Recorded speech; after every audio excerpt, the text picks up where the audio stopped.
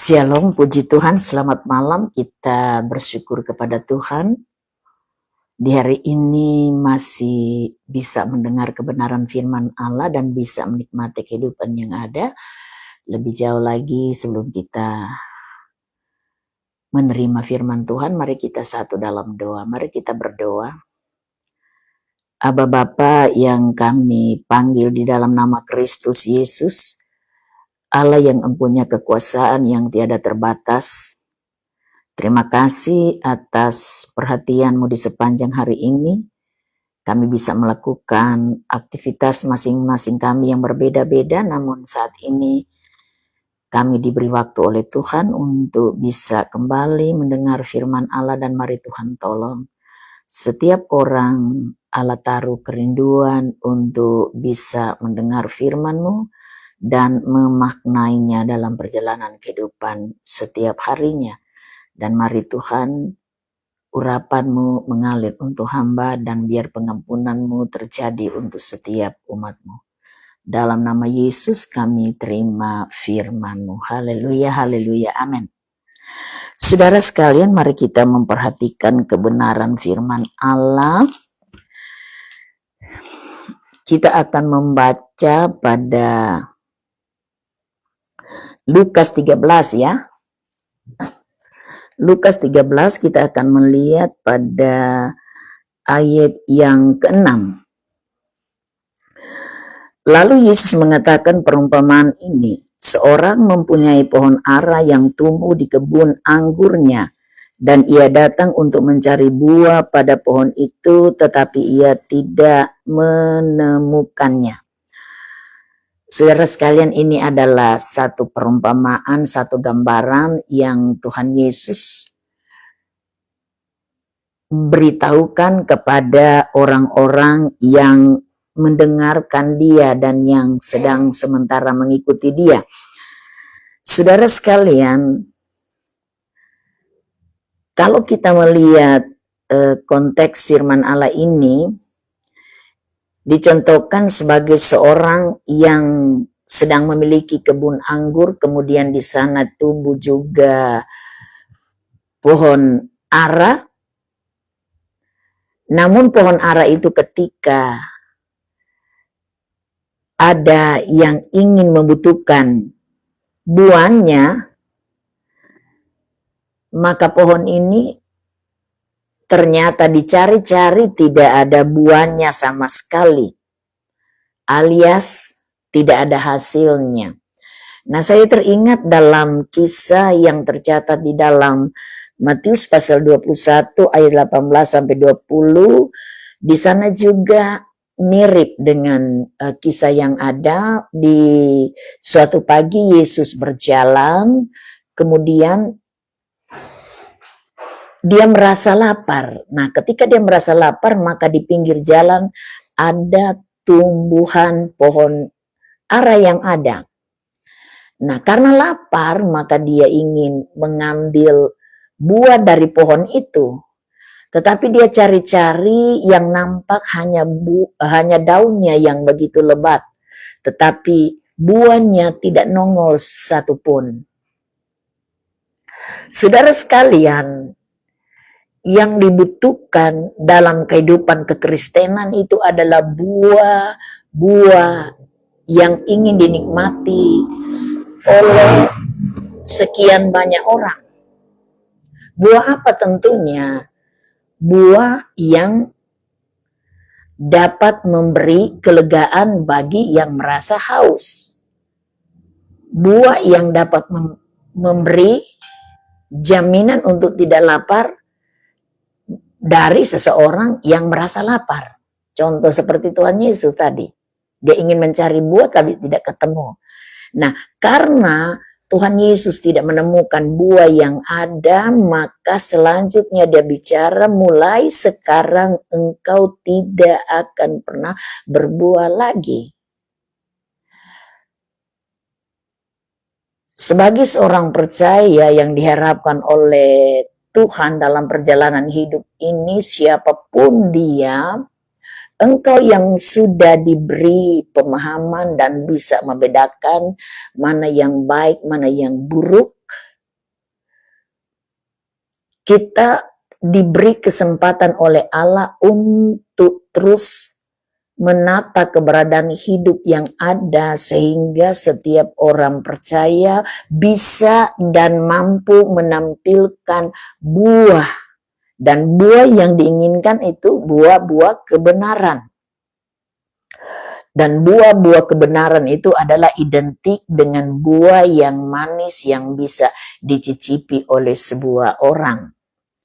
Tetapi buah pohon ara tadi tidak nongol buahnya satupun. Makanya karena Tuhan Yesus melihat hal itu, pohon ara yang ada tidak pernah mengeluarkan buah. Sebuah saja pun tidak. Sedangkan dia membutuhkan itu karena rasa lapar sebagai manusia. Maka yang dia lakukan di sana adalah mengutuk pohon ara yang ada. Mulai sekarang engkau tidak akan berbuah lagi. Saudara bisa bayangkan, engkau seorang petani, kemudian engkau mengharapkan pertanianmu itu, atau mungkin engkau menanam padi atau apa saja, engkau menggarapnya begitu rupa, menyianginya mungkin. Kemudian yang terjadi di sana justru tidak menghasilkan apa-apa. Tetapi sebaliknya, hanya nampak daun-daunnya saja begitu rimbun. Kira-kira apa yang engkau lakukan? Mungkin dalam pikiranmu atau dalam benak hatimu akan muncul rasa ingin tahu atau cari tahu kenapa dan apa penyebabnya ini pohon bisa seperti itu, sedangkan diharapkan agar dia bisa menunjukkan buahnya atau menghasilkan buahnya, tapi yang diharapkan itu tidak ada. Dan mungkin engkau sebagai seorang tukang kebun berpikir, biar saja, nanti mungkin digarap lagi tanahnya, digemburkan lagi mungkin, agar bisa tanaman yang ada menghasilkan buah karena tanahnya sudah menjadi tanah yang subur. Mungkin engkau berpikir seperti itu, sebagai seorang tukang kebun. Tetapi Yesus waktu itu memang tidak menemukan. Dan kalau kita membaca pada pembacaan firman Allah, ini ayat lanjutan dari ayat yang ke-6 yang ada, berkata demikian, lalu ia berkata kepada pengurus kebun anggur itu, sudah 3 tahun aku datang mencari buah pada pohon ara ini dan aku tidak menemukannya. Sudah 3 tahun, saudara, bayangkan engkau menanti begini lama, 3 tahun waktunya menanti, mengharapkan untuk tanaman yang engkau tanam menghasilkan buah tapi tidak nampak buahnya. Nah, apa yang akan bakal dilakukan di sana? Maka perintah dari pemilik kebun ini, dia katakan tebanglah ini pohon. Tetapi orang yang mengerjakan kebun itu dia katakan demikian, Tuhan biarkanlah ia tumbuh tahun ini. Aku akan mencangkulnya dan tanah sekelilingnya akan kuberi pupuk. Mungkin tahun depan ia berbuah, jika tidak tebanglah. Nah, ada usaha dari penjaga kebun yang ada untuk perkebunan itu sendiri. Dan ia sudah katakan juga, kalau memang dia tidak berbuah, ya tebanglah. Nah, saudara sekalian, kita orang percaya dalam hidup ini mungkin yang kita inginkan di saat kita mengiring melayani Tuhan adalah berkat dan berkat dan berkat dan berkat, dan itu ya memang itu juga janji Allah. Tetapi yang paling pokok dalam hidup ini bukan hal itu yang harus kita kerjakan. Karena kan firman Allah dengan jelas bicara, carilah dahulu kerajaan Allah dan kebenaran, maka semuanya akan ditambahkan kepadamu. Jadi yang paling pokok adalah kebenaran Allah ini untuk dikerjakan dalam hidup ini. Sama kenapa ini ini gambaran orang Kristen itu seperti pohon yang tidak berbuah. Nah, mungkin orang percaya yang ada, dia hanya dalam perjalanan hidupnya memikirkan bahwa kalau mengikut Yesus diberkati dan diberkati, diberkati. Dia lupa dengan apa yang diinginkan oleh Tuhan, yang mana buah yang Tuhan harapkan dalam hidup ini. Soal berkat itu adalah urusan Tuhan. Kan firman Allah bicara, carilah dulu kerajaan Allah dan kebenarannya. Maka semuanya akan ditambahkan kepadamu. Karena kan ada kekhawatiran waktu itu tentang apa? Makan, minum, pakai. Nah, itu disiapkan oleh Allah. Kalau orang-orang yang ada di area kebenaran. Tapi kalau kita melihat, kadangkala orang Kristen yang paling pokok dicari, dikejar adalah berkat yang dibutuhkan itu sendiri. Ya memang kita manusia, siapa sih manusia yang tidak membutuhkan sesuatu di dalam dunia ini untuk jaminan hidupnya? Makan, minum, pakai. Ya, bukankah itu juga dicari oleh bangsa-bangsa? Tapi hal ini akan disiapkan oleh Tuhan kalau kita membaca di kitab Mazmur.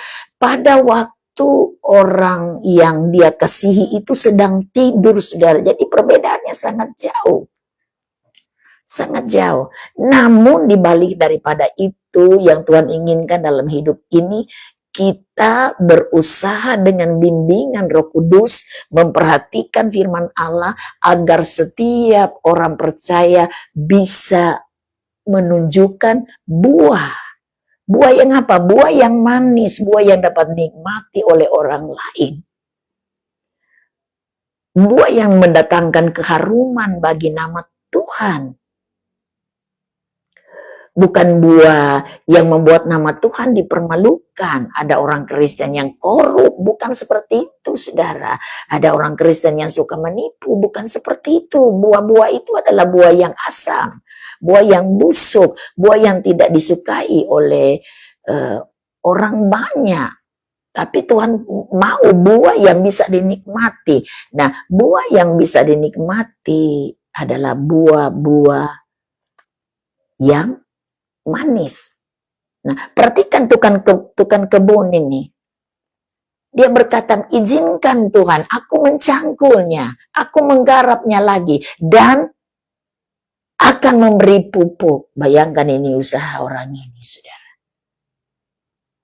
Dan dia berkata, kalau tahun depan dia tidak berbuah, maka tebanglah. Dia sudah setuju dengan penebangan pohon, tanaman yang ditanam itu. Ngapain sih membiarkan pohon yang ada berdiri kokoh kemudian tidak ada hasilnya, saudara? Itu hanya membuat rumput di sana, daun-daunnya kalau mengering itu akan terjadi penumpukan rumput di sana. Sama dengan orang Kristen yang tidak berbuah, dia akan menjadi sampah di tengah dunia ini.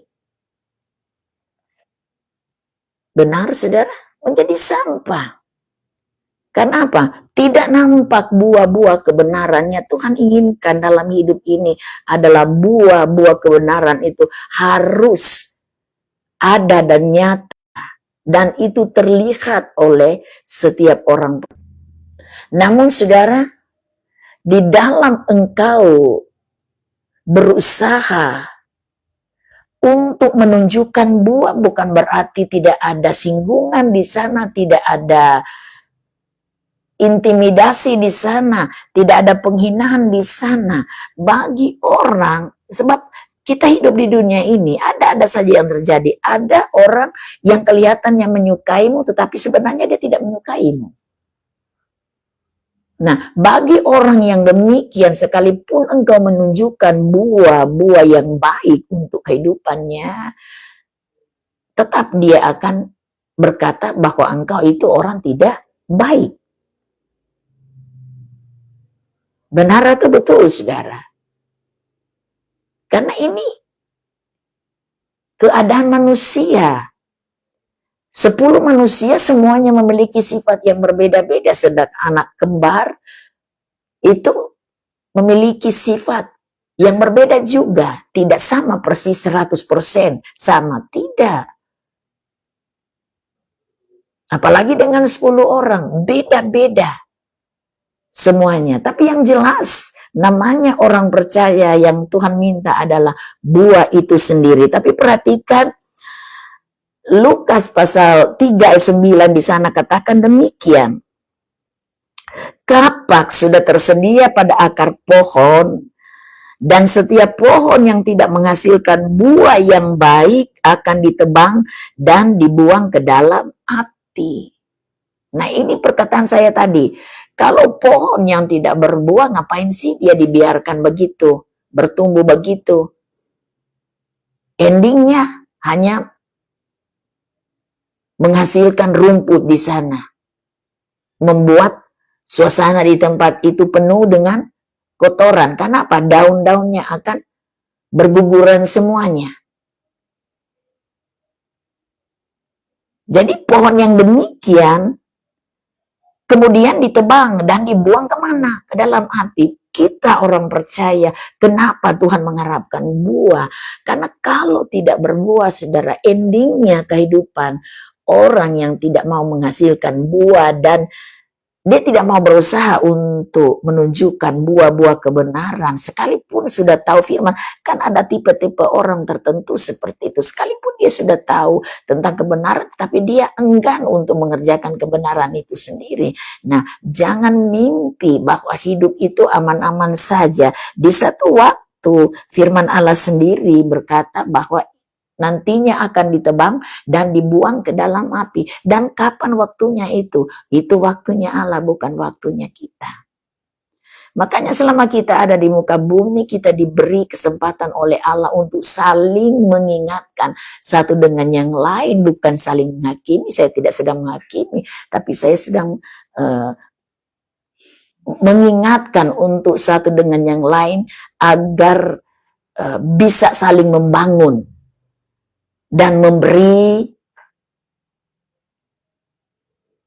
petunjuk seorang dengan yang lain. Karena ini perlu, saudara, untuk kehidupan orang percaya. Perlu saling support. Saling support satu dengan yang lain. Bukan saling menjatuhkan ya. Ya kalau saling menjatuhkan ya itu bahaya, saudara. Bahaya sekali.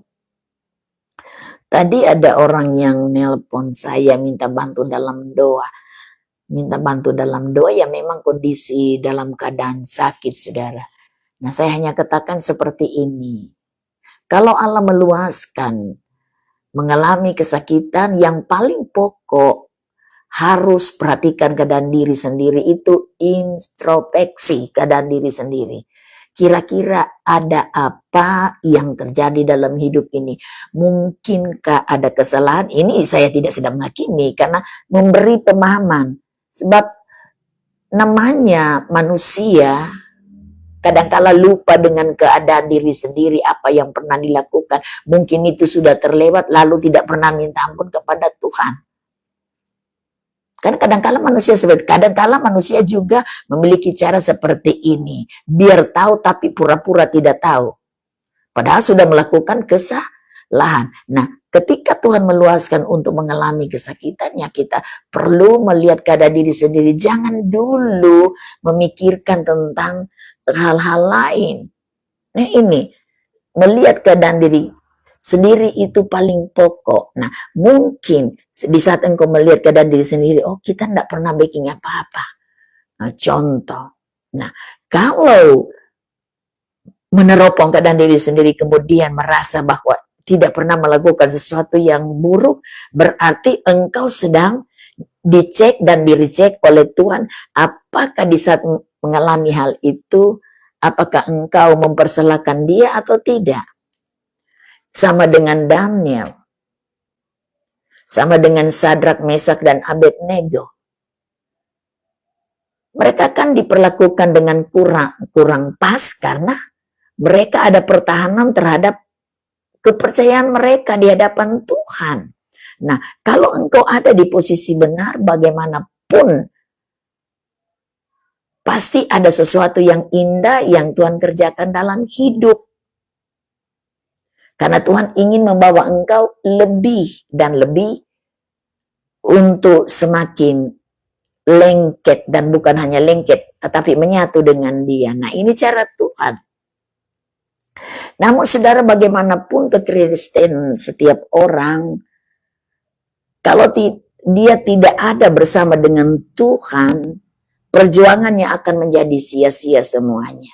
Makanya selama kita ada di muka bumi, bagaimanapun keadaan kita, kita perlu berjuang bersama dengan Tuhan. Maka perjuangan yang ada tidak akan menjadi sia-sia, saudara. Tidak akan menjadi mubasir dalam hidup ini.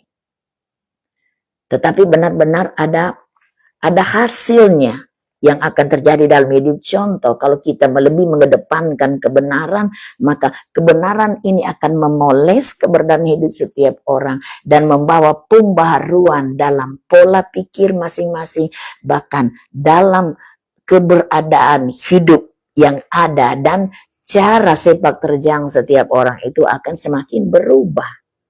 Kita akan semakin nyadar diri, saudara, nyadar. Dan tidak ada kebanggaan secara pribadi, tapi kebanggaan yang kita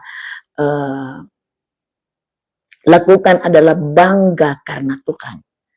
Saudara, kadang kala saya duduk sendiri, contoh, misalnya dari mendoakan orang, kadang kala saya merenungkan, Tuhan luar biasa, bukan main. Dari sekian banyak orang, ada kami orang yang hina ini kemudian dipilih oleh Allah, diberi pengertian, pemahaman. Sebab bukan semua orang, saudara, diberi pemahaman untuk memahami tentang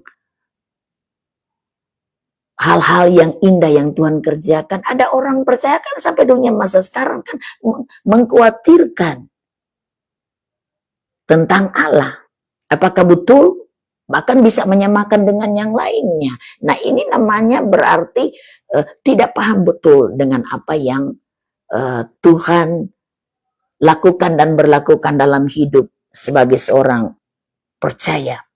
Nah, kita memperhatikan apa yang akan terjadi kalau memang ini pohon yang ada tidak akan pernah berbuah, sudah digarap, sudah disiangi, sudah beri pupuk, kemudian dicari-cari buahnya, tidak akan ketemu. Nah, dia akan dikutuk. Siapa yang mengutuk? Tuhan Yesus yang mengutuk. Kan sama dengan pohon ara tadi yang ada di dalam Matius 21:18-20. Dikutuk oleh Tuhan, mulai sekarang ini engkau tidak akan berbuah lagi. Nah, orang Kristen pun akan mengalami kesuraman rohani dalam hidup ini karena Tuhan sudah memberi kesempatan. Oh, beri kesempatan, beri kesempatan, beri kesempatan. Tapi justru kesempatan itu digunakan dengan salah, tetap melakukan hal-hal yang kurang baik di hadapan Tuhan. Kalau kesempatan itu sudah dicabut, saudara, kapan lagi bisa memperbaiki? Nah, kemarin yang dari Bitung itu cerita dengan saya seperti ini, saudara. Ini saya tidak sedang menjual seseorang, ya, tidak. Dia kan pernah membawa seorang kekasih kemari, ya, memang ya seorang kekasih itu juga ya seorang yang memang tergolong di kondisi brutal, saudara.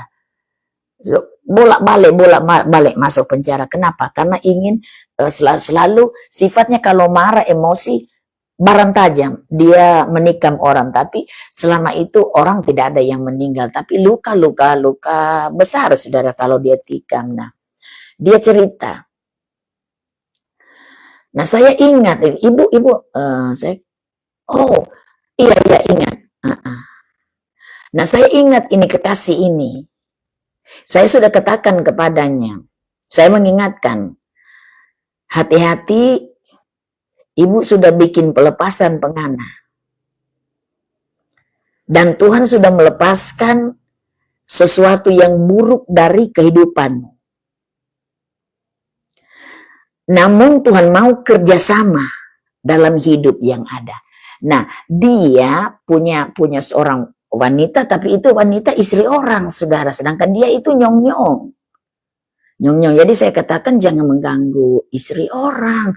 Itu adalah bencana dalam hidupmu karena engkau ini adalah orang yang sudah dilepaskan oleh Tuhan dari hal yang kurang baik. Itu akan membuka peluang untuk engkau, ya ibu kita sayang, iya tapi itu orang punya istri, bukan istri kamu. Nah saya katakan ini perempuan ini ganti pasangan, bukan cuma, karena kan saya sudah berdoa waktu itu, sudah lama kejadian itu. Nah saya itu kemarin anak rohani itu ngomong ke saya seperti itu.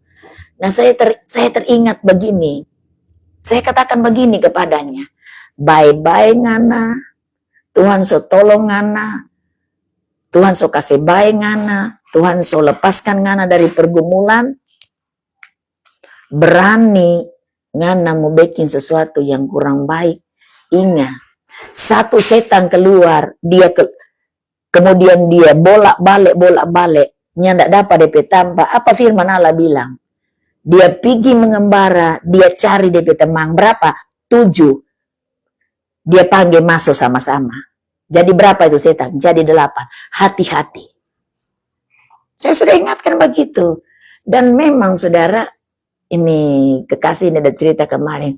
Ada ibu, cuma bersopan sedikit dia lalu itu dia ibu. Sekarang masuk keluar penjara ibu. Betikang orang ibu. Menakutkan ibu. Sekarang di penjara lah ibu. Baru betikang orang lagi.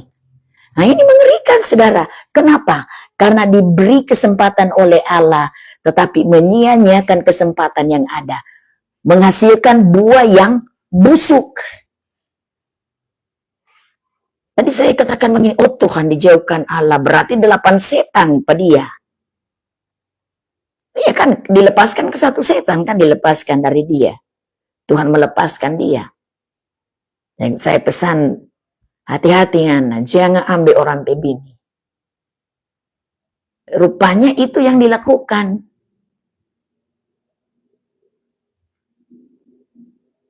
Kenapa seperti itu? Lebih condong mengikuti keadaan diri sendiri. Tidak patuh kepada keberadaan Allah. Saya katakan Tuhan tolong, jangan sampai dia menjadi orang yang terbuang. Beri kesempatan satu kali lagi Tuhan. Di penjara jadi dia. Iya ibu, di penjara dia ibu. Mengerikan ibu DP model ibu.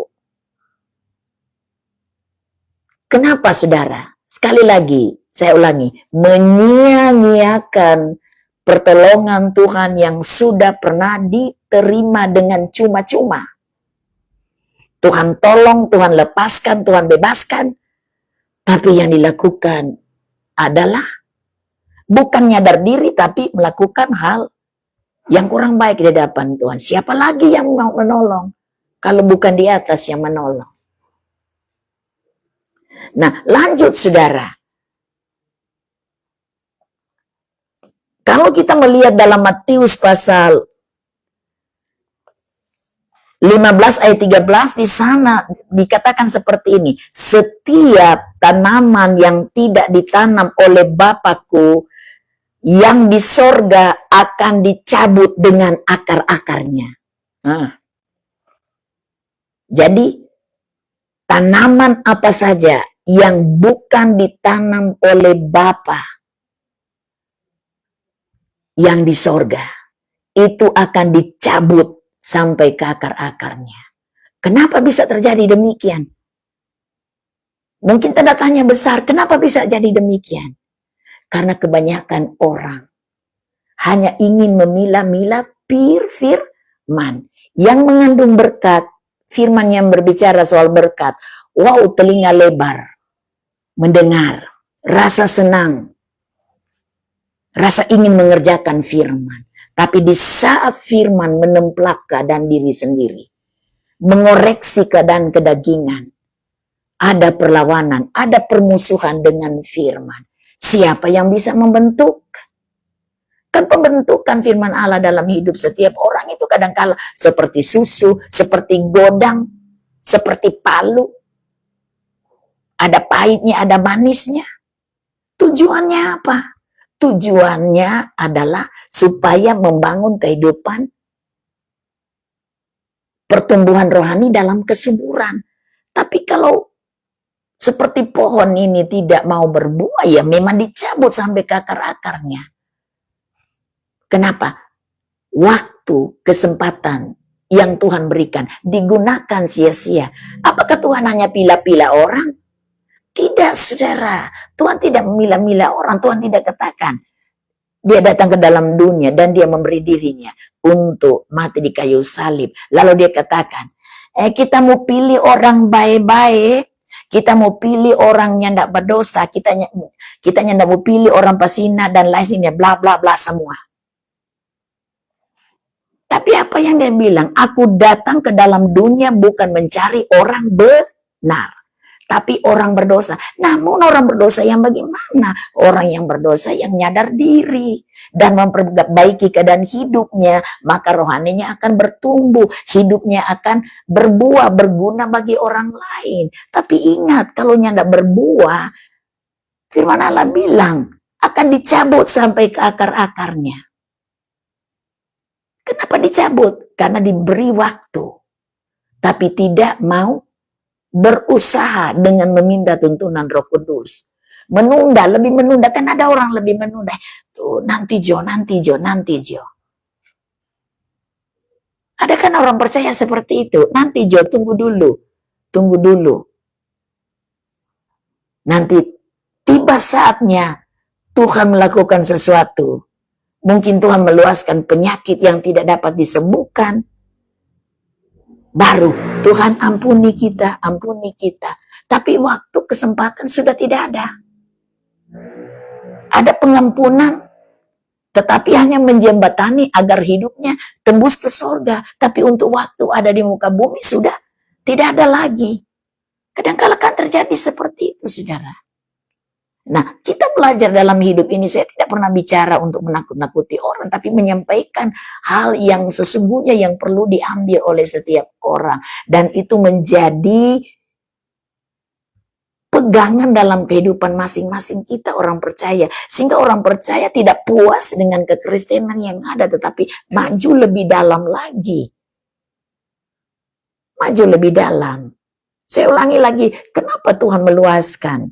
Sulawesi Utara juga kena bencana seperti itu. Ada tempat-tempat, bahkan Manado sampai sekarang. Saya melihat gubernur juga turun tangan, basah-basahan, saudara. Saya merasa kagum dengan apa yang dia lakukan. Ini tuh Tuhan orang untuk melakukan sesuatu di Sulawesi Utara. Itu luar biasa, saudara. Ya memang kadang-kala itu ulah manusia kan sehingga menimbulkan banjir. Tetapi sekalipun itu ada pengaruh itu, kalau Tuhan tidak meluaskan hal itu, tidak akan mungkin pernah terjadi. Tapi kenapa Tuhan mengizinkan hal itu terjadi? Karena Tuhan sedang berbicara. Mungkin dia berbicara lewat hamba-hamba Tuhan, memberitahu firman Allah, mau keras, mau lembut, mau setengah keras, mau setengah pedas. Orang semua sepertinya anggap biasa-biasa saja. Sama seperti saya lihat di mana itu. Ada orang memberitakan firman Allah di bus. Oh, ditampar. Pah! Nah, itu di negara luar, saudara. Ditampar, saudara. Tapi ini orang dia tetap memberitakan. Dia tetap bicara lembut. Karena tujuan Tuhan apa? Keselamatan, saudara. Keselamatan.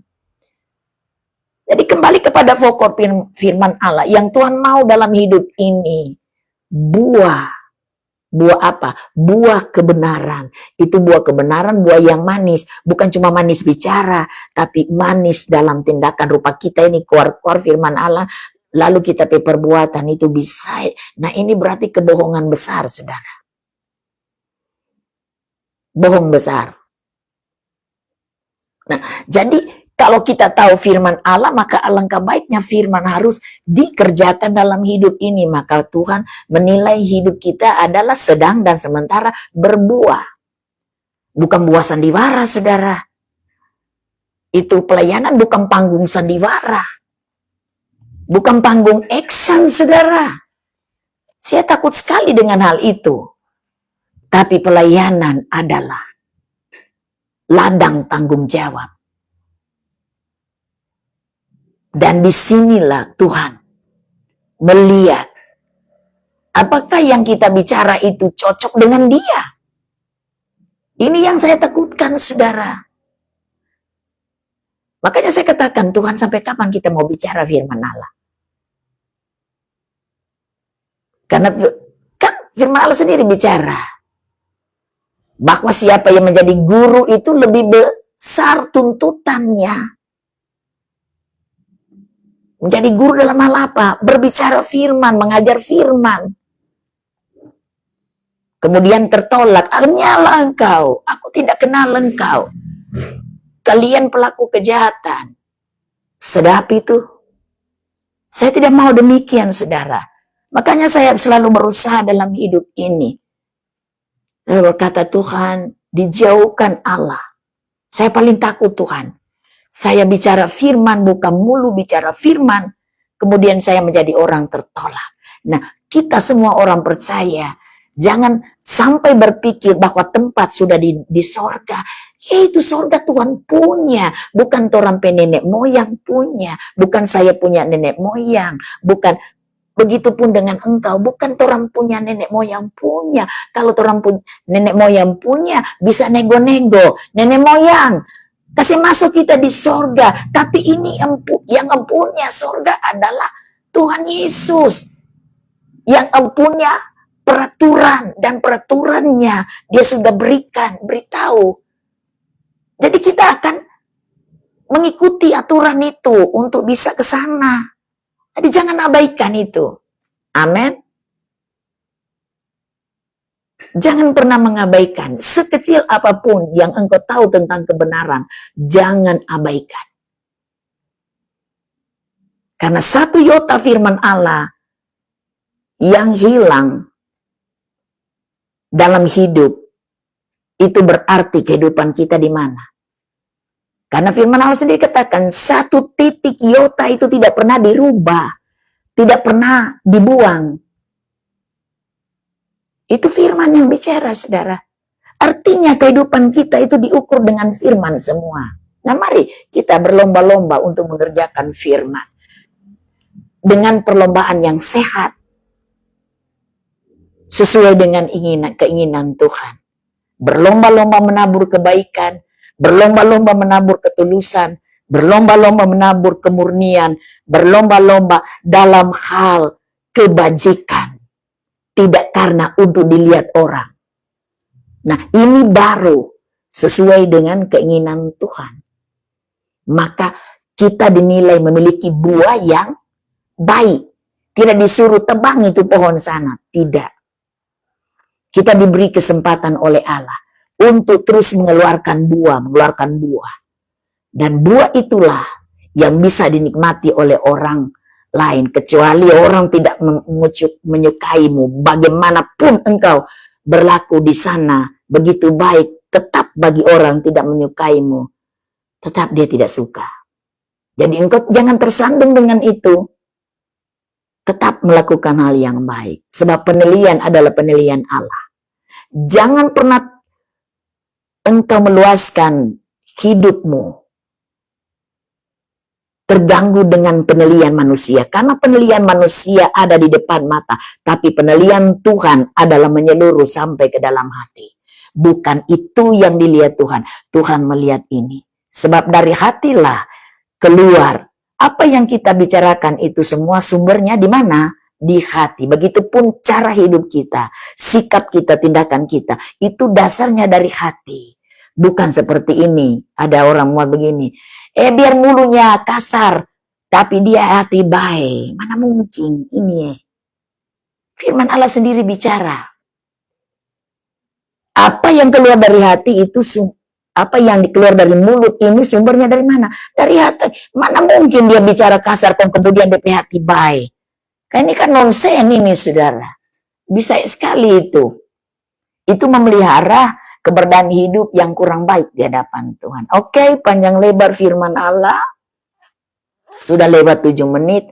Nanti kita bisa mendengar firman Allah pada besok pagi lagi. Ya kita mari belajar hidup ini menyesuaikan dengan kebenaran firman Allah. Sekali lagi dijauhkan Allah. Jangan berpikir yang mana saya sedang menghakimi tentang orang lain. Tidak saudara, saya berbicara tentang firman Allah. Karena itu adalah cara Tuhan untuk membawa gerejanya semakin dekat dengan Dia. Dan benar-benar punya buah yang manis menurut ukuran Dia. Oke, mari kita satu di dalam doa. Mari kita berdoa. Terima kasih Bapa, terima kasih Tuhan Yesus, terima kasih Roh Kudus. Kami sudah mendengar firman Allah yang begitu indah yang Engkau tunjukkan bagi kami. Bagaimana kami ada di muka bumi ini, Engkau rindu setiap orang akan mengeluarkan buah-buah. Buah-buah yang manis, buah-buah kebenaran, buah-buah kebaikan sehingga bisa dinikmati oleh setiap orang. Tuhan tolong semuanya. Tidak ada yang sanggup untuk membenahi keadaan diri sendiri kalau tidak ada Tuhan yang menuntun dan memiliki belas kasihan untuk memberi peneguhan dalam kehidupan setiap orang. Sehingga setiap orang mampu dan mampu, sanggup dan sanggup untuk mengerjakan apa yang menjadi keinginan Tuhan, yaitu berlaku sesuai dengan apa yang Engkau mau dan inginkan dalam kehidupan ini. Tidak ada kata bahasa kalimat yang cukup. Di hadapan Tuhan kami memohon kemurahan hati Tuhan tercurah untuk setiap orang. Sehingga setiap orang dalam hidup ini dengan kerendahan hati untuk meminta bimbingan kepada Tuhan agar mendampingi keberadaan kehidupan masing-masing untuk berjalan dari kebenaran datang pada kebenaran. Sehingga pemulihan datang pada pemulihan itu semakin nyata dalam kehidupan setiap orang. Memungkinkan setiap orang di setiap harinya, di setiap minggunya, di setiap bulannya, di setiap tahun berganti tahun selama Allah berkenan ada di muka bumi. Setiap pribadi bisa mengeluarkan buah-buah kebenaran, yaitu buah-buah yang baik, buah-buah yang berbau harum, yang Tuhan ingin lihat dalam kehidupan masing-masing. Terima kasih Tuhan, terima kasih. Terpujilah Kristus. Allah ada untuk kehidupan setiap orang. Mampu-mampukan, sekali lagi, mampu-mampukan untuk setiap orang. Berusaha dengan tuntunanmu untuk mengerjakan hal itu. Hamba berdoa untuk orang-orang yang minta sokongan doa. Mereka yang mengalami kesakitan secara tubuh jasmani. Mereka yang sedang dan sementara ada di rumah sakit. Ada yang minta bantuan untuk dioperasi Tuhan. Hamba minta dalam nama Yesus Kristus, Engkau turun tangan, melakukan sesuatu, menyatakan keajaiban-Mu. Para medis terbatas, tapi Tuhan tidak terbatas. Engkau mengerjakan pertolongan. Dan pertolongan-Mu itu ya dan amin. Kesembuhan dari sorga menjadi bagian setiap orang yang butuh uluran tangan Tuhan. Terima kasih Tuhan. Hamba berdoa untuk orang-orang yang mengalami permasalahan hidup dalam lingkup keluarga. Tuhan menolong situasi keluarga orang percaya. Engkau sendiri yang tahu keterbatasan tiap anggota keluarga. Kiranya diampuni oleh Allah. Apapun kekurangan, kelalaian, kelemahan, di dalam nama Yesus Kristus diampuni.